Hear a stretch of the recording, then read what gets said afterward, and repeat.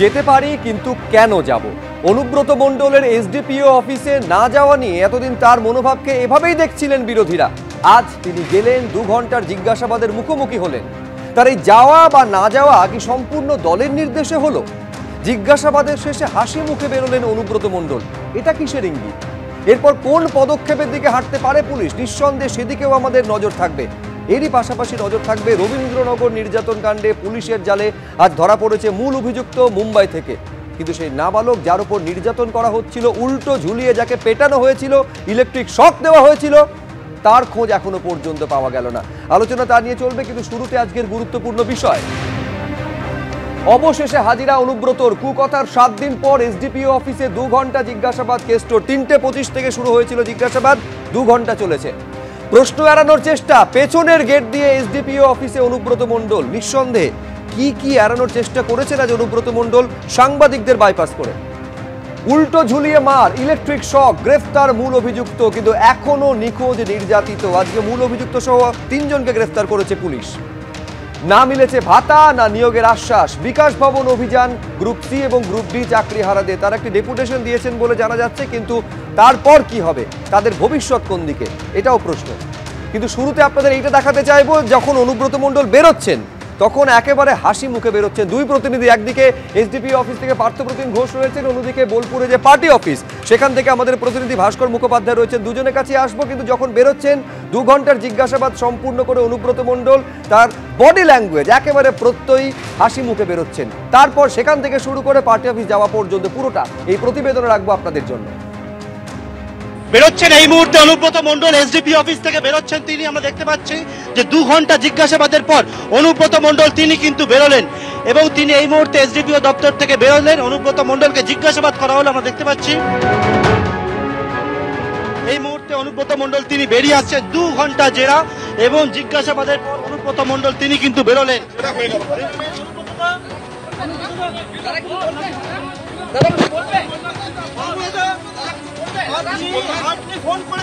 Police এই মুহূর্তে সম্পূর্ণভাবে কর্ডন করে অনুব্রত মণ্ডলকে গাড়িতে তুললেন।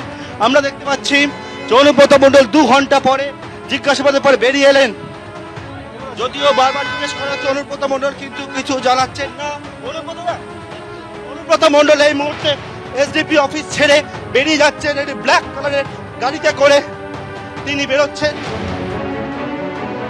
দেখতে পাচ্ছি সামনে যে কালো গাড়ি, কোন রকম পাইলট ছাড়া অনুব্রত মণ্ডল সেই গাড়িতে কিন্তু এই মুহূর্তে রয়েছেন এবং থেকে অনুব্রত মণ্ডল এই মুহূর্তে কিছুক্ষণ আগে 2 ঘন্টা জিজ্ঞাসাবাদের পর বেরোলেন।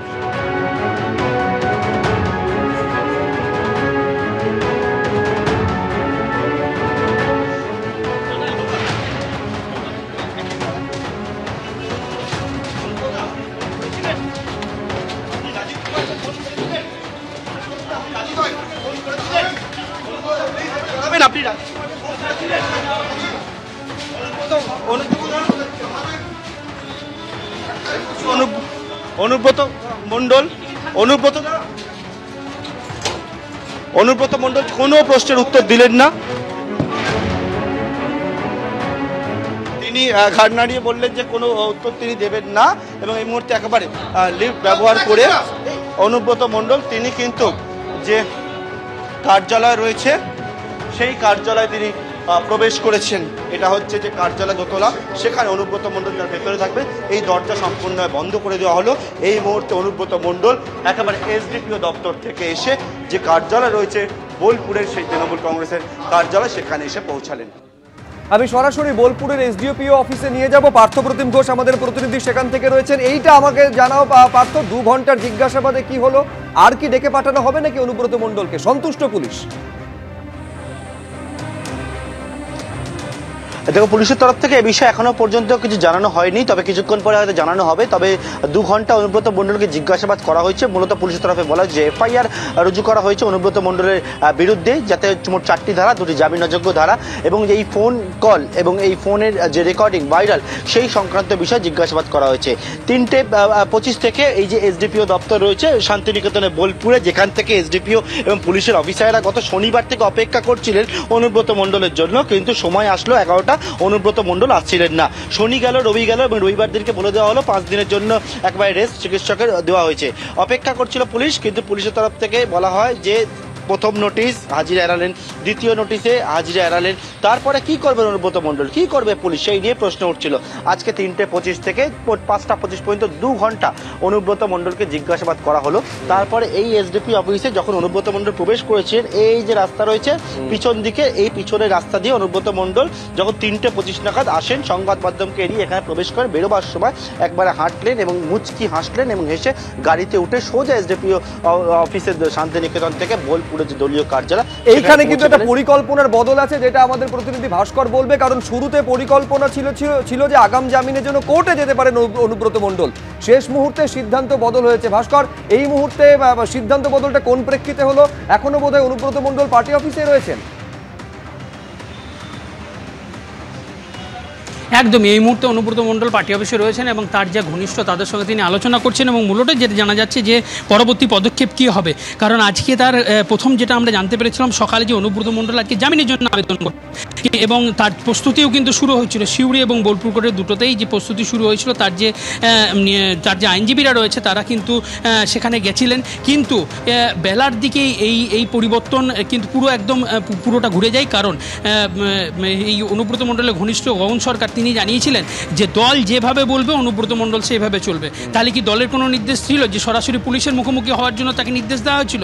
কারণ আমরা দেখি এই জামিনের আবেদন করার যে বিষয়টি সেটিকে সরিয়ে রেখে তিনি সিদ্ধান্ত নেন যে তিনি পুলিশের কাছে যাবেন, অর্থাৎ এসডিপিওর যে তদন্তকারী অফিসার এসডিপিও রিকি আগরওয়ালের সামনাসামনি তিনি হবেন এবং তাতেই প্ল্যান বানানো হয় এবং প্ল্যান এত সুন্দরভাবে বানানো হয়েছিল যে কোনোভাবেই যেন সংবাদ মাধ্যমের মুখোমুখি তিনি না পড়েন। কারণ তিনি প্রথম থেকেই জানিয়ে রেখেছিলেন যখন তিনি ঢুকবেন তখন সংবাদ মাধ্যমের সঙ্গে কথা বলবেন না, যখন তিনি বেরিয়ে আসবেন তখন তিনি সংবাদ মাধ্যমের সঙ্গে কথা বলবেন এবং সেইভাবে প্রোগ্রাম করা হয়েছিল। বাড়ির পিছনের দিকে যে গেট ছিল সেখান থেকে তিনি বেরিয়ে যান এবং 50 মিটারের মতো হেঁটে তারপর তিনি গাড়িতে চাপেন এবং শহরের ভিতরে যে ছোট রাস্তা সেই রাস্তা ধরে পূর্বপল্লীর হয়ে একদম এসডিপির পিছনের যে গেট, সিঙ্গেল গেট, সেই গেট দিয়ে তিনি ভেতরে ঢোকেন এবং যে গাড়িটি ব্যবহার করা হয়েছিল সেই গাড়িটি এখানকার একজন ব্যবসায়ীর গাড়ি এবং সেই গাড়িটি ব্যবহার করে কালো রঙের গাড়ি, সেই গাড়িটি ব্যবহার করে তিনি সেখানে যান এবং প্রথমে কেউ বুঝতেই পারেনি যে অনুব্রত মণ্ডল ভেতরে ঢুকেছে। তারপর জানা যায় অনুব্রত মণ্ডল ভেতরে ঢুকেছে এবং ভেতরে রয়েছেন SDPO Ricky Agarwal, additional SP Rana Mukhopadhyay, তাদের মুখোমুখি হন এবং মূলত তাকে জেরা করা হয় যে সেদিন কি ঘটনা ঘটেছিল, সঙ্গে কে কে ছিলেন ইত্যাদি বিভিন্ন প্রশ্ন করা হয়। এখন এই জিজ্ঞাসাবাদে পুলিশ সন্তুষ্ট কিনা সেটা তো আর কিছু সময় পরে জানা যাবে। আমি প্রাক্তন পুলিশ কর্তার কাছে শুরুতেই আসতে চাইবো। আপনি দেখুন সলিলদা, পুরোটা কিন্তু অনুব্রত মণ্ডল নিজের টার্মস অ্যান্ড কন্ডিশনে করেছেন। যে দুটো নোটিশ পাঠানো হয়েছিল একেবারে নোটিশ দুটোকে অগ্রাহ্য করেছেন। শুধু নয়, তারপরে 5 দিনের বেড রেস্ট, আজকে দিনটা শেষ হচ্ছে, 5ম দিন ছিল বেড রেস্টের মেয়াদ শেষ হওয়ার, আজকে তিনি যাচ্ছেন। অর্থাৎ পুরোটা অনুব্রত মণ্ডল পুলিশের সঙ্গে আলোচনা করে কিভাবে সাংবাদিকদের ফাঁকি দেওয়া যাবে সেইটা পুরোটা পুলিশ অর্গানাইজ করে দিয়েছে, সেই মতন করে গিয়েছে। অর্থাৎ প্রশ্নটা হচ্ছে অনুব্রত মণ্ডল নিজের শর্তে সবটা করেছেন। এখন পুলিশ কি এরপরে কোনো কড়া পদক্ষেপের দিকে হাঁটবে বলে মনে হচ্ছে আপনার? না, কড়া পদক্ষেপের কোনো রাস্তা নেই। দেখো সুব্রজিৎ, কারণ যেটা 35 বিএনএসে নোটিশ করা হয়েছে এবং ওর মোবাইল ফোনও সিজ করা হয়েছে। যে mobile phone concern mobile phone যেটা, সেটাও সিজ করা হয়েছে। ওকে জিজ্ঞাসাবাদ করা হয়েছে আন্ডার হোয়াট সার্কামস্ট্যান্স আপনি এগুলো বলেছেন, কেন বলেছেন, কি কারণ আছে, কি আপনার অসুস্থতা, কি অসুস্থতা আছে, আপনি কি ওষুধ খান, যাতে ট্যাঙ্কুলাইজার আছে কি না, এই সমস্ত জিজ্ঞাসাবাদ করেছে। আর সিজার লিস্ট করেছে। সিজার লিস্ট করে যদি ইনক্রিমিনেটিং কিছু পেপারস থাকে ওই মোবাইলের সঙ্গে, সেগুলো নিয়েছেন। এখন সবচাইতে বড় প্রশ্ন হচ্ছে যে নোটিশটা দেয়া হয়েছে তাতে কি ইনভেস্টিগেটিং অফিসার কি ওখানে লিখে দিয়েছেন যে কমপ্লাইড উইথ? দুটো জিনিস আছে, এক যদি লিখে দেয় অ্যাটেন্ডেড অথবা কমপ্লাইড উইথ, তাহলে কাল বা পরশু যেদিন ওনার মর্জি হবে যাবেন, গিয়ে কোর্টে অ্যাপিয়ার হবেন, হুজুর আমার নোটিশ দিয়েছিল, আমি এটা কমপ্লাই করেছি, ওনার বেল হবে, জামিন হয়ে যাবে। আর যদি কমপ্লাই না লিখে থাকে, সম্ভবত ওনাকে আর একবার 14 দিনের মধ্যে সোম বা মঙ্গলবার আর একদিন একটা ডেট দেবে, সেদিন আবার আসবেন উনি, সেদিন এসে আবার জিজ্ঞাসাবাদ করবে এবং ফাইনালি ওটা কমপ্লাইড উইথ দিলে উনি ওটা বেলটা নিয়ে নেবেন।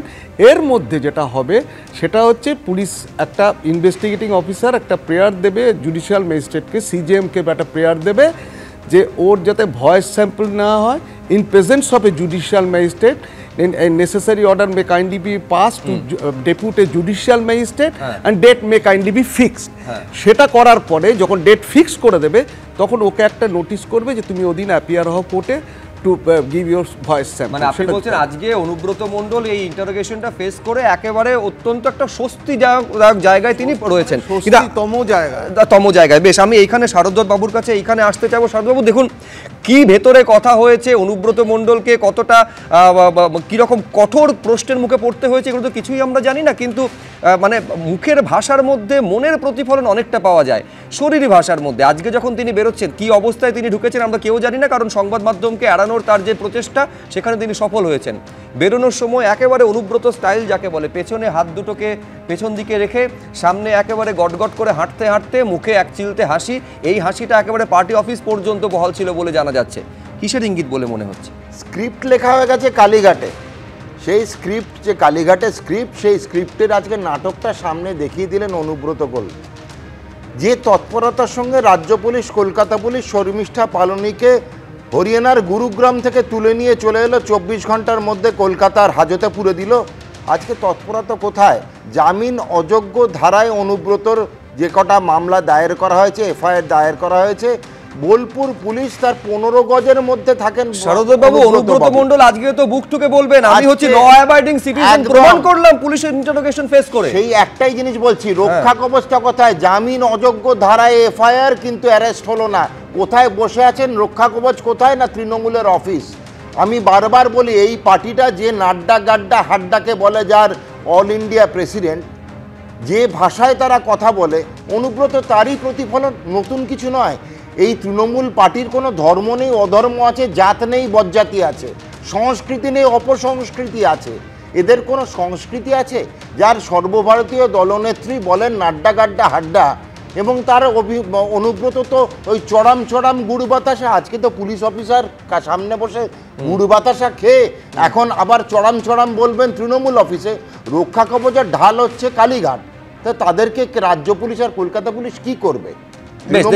একেবারে পুরো বিষয়টা অনুব্রত মণ্ডলের কার্যত এই অডিও সামনে আসার পর আজকে 7ম দিন পুলিশের যে তলব সেখানে সাড়া না দেওয়া, এবং আজকে পুলিশের ইন্টারোগেশন ফেস করা, পুরোটা সাজানো চিত্রনাট্য বিজেপির অভিযোগ। এখন আজকে অনুব্রত মণ্ডলের পুলিশের ইন্টারোগেশন ফেস করা পুরোটা হচ্ছে বিজেপির অভিযোগ অনুযায়ী সাজানো চিত্রনাট্য। মণিশঙ্কর চট্টোপাধ্যায়, না, এখন এইভাবে যে আমি দেখছিলাম দুপুর থেকে যে অনুব্রত মণ্ডল হাজিরা দিতে যাচ্ছেন এবং তার সঙ্গে এত বড় ব্যারিকেড, এত লোক, না বুঝতে পারছিলাম না ব্যাপারটা কি হচ্ছে। এখন এই হাজিরাটা দেওয়াটাই কি মুখ্য উদ্দেশ্য, বা মিডিয়া যেমনভাবে বলছে, মানুষ কি সেটাই চাইছিল যে কখন অনুব্রত হাজিরা দেবে, নাকি এই ধরনের যে দেখুন ঘটনাটা যেটা ঘটেছে, যে কথোপকথন হয়েছে, সত্যি মিথ্যা জানি না, যদি হয়েও থাকে আমি বলছি এই কথোপকথনটা যেহেতু একটা পুলিশের সঙ্গে হয়েছে বলে এরকম একটা জায়গায় গেছে, তো সত্যি সত্যি যাওয়া উচিত। ধরুন আমি একজনকে চড় মারলাম, 323 324 আইপিসি হবে বেলেবেল সেকশন, সেই চড়টা আমি কাকে মারছি তার উপর ডিপেন্ড করছে যে এইটা কতটা গুরুতর। সেই জন্য আমি বলছি যে দেখুন কুকথার ব্যাপারটা, যেটা শারদদত্ত প্রথমেই যেটা বলছিলেন, কুকথাতে তো সিপিএমেরও অনিল বসুকেও আমরা দেখেছি, বিজেপিরও আমরা অনেককে দেখেছি, তৃণমূলেরও অনেককে দেখেছি, সেইটা আমি বাদই দিলাম। কিন্তু আমি বলছি না, আমি প্রতিযোগিতা তো বিচার করছি না, আমি বলছি যে এই যে জায়গাটা যেটা হলো, এতদিন যেটা ওয়েট করলো, মানে আজকে 41 নোটিশ দেয় কখন? যখন কোনো একটা সেকশন ইম্পোজ করা হয় তার সর্বোচ্চ সাজা হচ্ছে 7 বছর, সেখানে এরকম ধরনের নোটিশ দেয়, otherwise without notice police can arrest that person.